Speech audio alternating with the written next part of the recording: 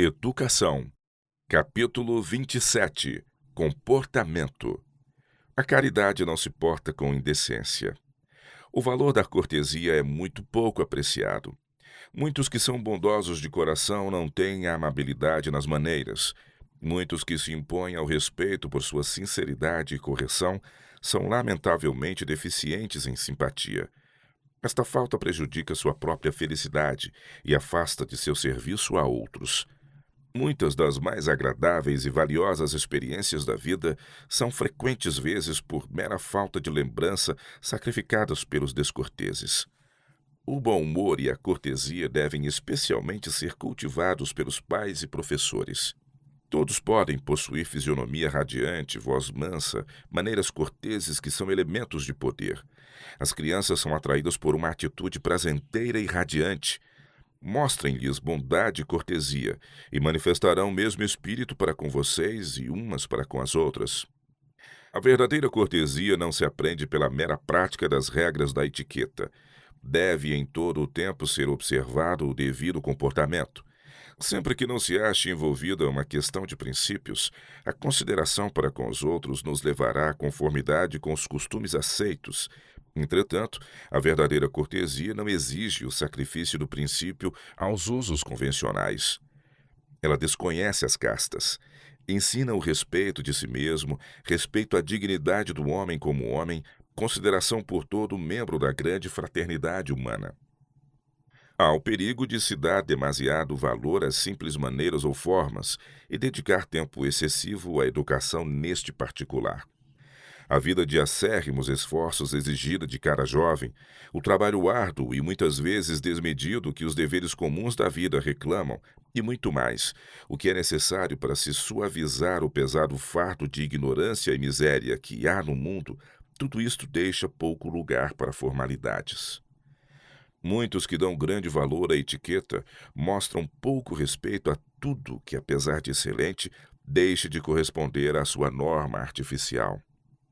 Isto significa educação falsa, alimenta um orgulho crítico e um exclusivismo tacanho. A essência da verdadeira polidez é a consideração para com os outros. A educação essencial e duradoura é a que alarga a simpatia, favorece a afabilidade universal. Aquela pretensa cultura que não torna o jovem atencioso para com seus pais, fazendo-o apreciador de suas boas qualidades, indulgente para com seus defeitos e útil às suas necessidades, e que o não torna ponderado e escrupuloso, generoso e útil aos jovens, idosos e infelizes, e também cortês para com todos, é um malogro. O verdadeiro requinte nos pensamentos e maneiras aprende-se melhor na escola do Divino Mestre do que por qualquer observância de regras estabelecidas. Seu amor penetrando no coração dá ao caráter aquele contato purificador que o modela à semelhança do seu. Esta educação comunica uma dignidade inspirada pelo céu e um senso das verdadeiras conveniências. Proporciona uma doçura de índole e gentileza de maneiras que nunca poderão ser igualadas pelo verniz superficial dos costumes da sociedade.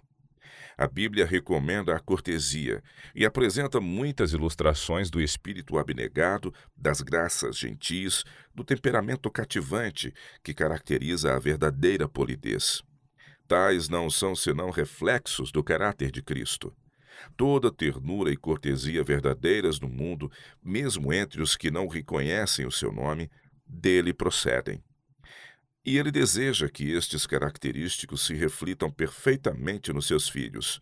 É seu propósito que em nós, os homens contemplem a sua beleza.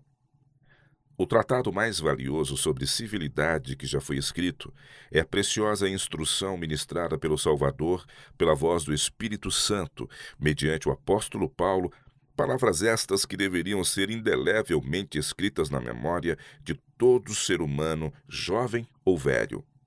Como eu vos amei a vós, que também vós uns aos outros vos ameis. A caridade é sofredora, é benigna. A caridade não é invejosa. A caridade não trata com leviandade, não se ensoberbece, não se porta com indecência, não busca os seus interesses, não se irrita, não suspeita mal, não folga com a injustiça, mas folga com a verdade. Tudo sofre, tudo crê, tudo espera, tudo suporta. A caridade nunca falha. Outra preciosa graça que cuidadosamente se deve cultivar é a reverência. A verdadeira reverência para com Deus é inspirada por uma intuição de sua infinita grandeza e consciência de sua presença.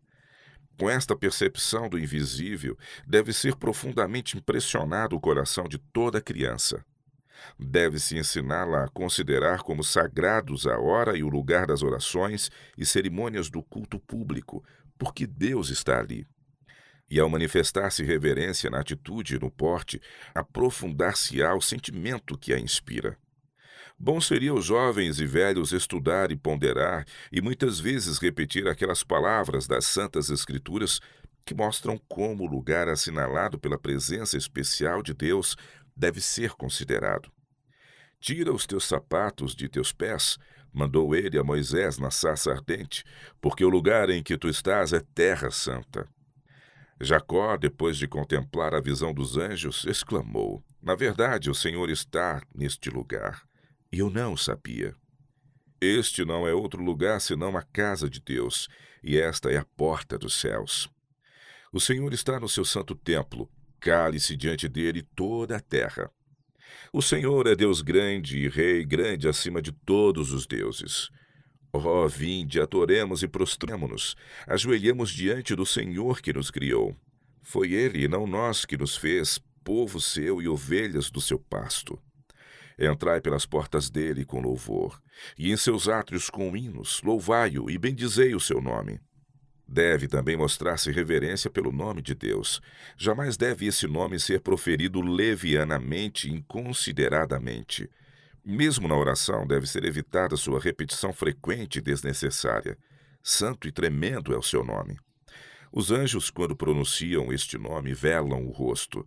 Com que reverência devemos nós, que somos decaídos e pecadores, tomá-lo nos lábios? Devemos reverenciar a palavra de Deus. Devemos mostrar respeito para com o volume impresso, nunca fazendo dele usos comuns ou manuseando-o descuidadamente. Jamais devem as Escrituras ser citadas em uma pilhéria ou referidas para reforçar um dito espirituoso. Toda a palavra de Deus é pura, como prata refinada em forno de barro, purificada 7 vezes. Acima de tudo, ensine-se às crianças que a verdadeira reverência se mostra pela obediência. Deus nada ordenou que não seja essencial, e não há outro modo de se lhe manifestar reverência tão agradável como a obediência ao que ele disse. Deve-se mostrar respeito para com os representantes de Deus, ministros, professores, pais, os quais são chamados para falarem e agirem em seu lugar. No respeito que lhes é manifestado, ele é honrado. Deus ordenou especialmente afetuoso respeito para com os idosos. Diz ele: coroa de honra são as cãs, achando-se elas no caminho da justiça. Elas falam de batalhas feridas, vitórias ganhas, encargos suportados e tentações vencidas. Falam de pés fatigados próximos de seu descanso, de lugares que logo se vagarão. Ajudem as crianças a pensar nisto, e elas, por meio de sua cortesia e respeito, suavizarão o caminho dos que são idosos e trarão graça e beleza à sua própria vida juvenil ao atenderem à ordem. Diante das cãs te levantarás e honrarás a face do velho. Pais, mães e professores necessitam avaliar mais a responsabilidade e honra que Deus pôs sobre eles, ao fazer deles seus representantes perante as crianças. O caráter revelado no contato da vida diária interpretará para a criança, para o bem ou para o mal, estas palavras de Deus. Como um pai se compadece de seus filhos, assim o Senhor se compadece daqueles que o temem. Como alguém a quem consola sua mãe, assim eu vos consolarei.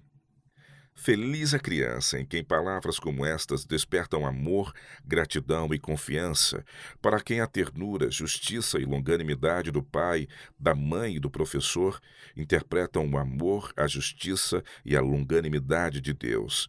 Criança que, pela confiança, submissão e reverência em relação a seus protetores terrestres, aprende a confiar em seu Deus e obedecer-lhe e reverenciá-lo.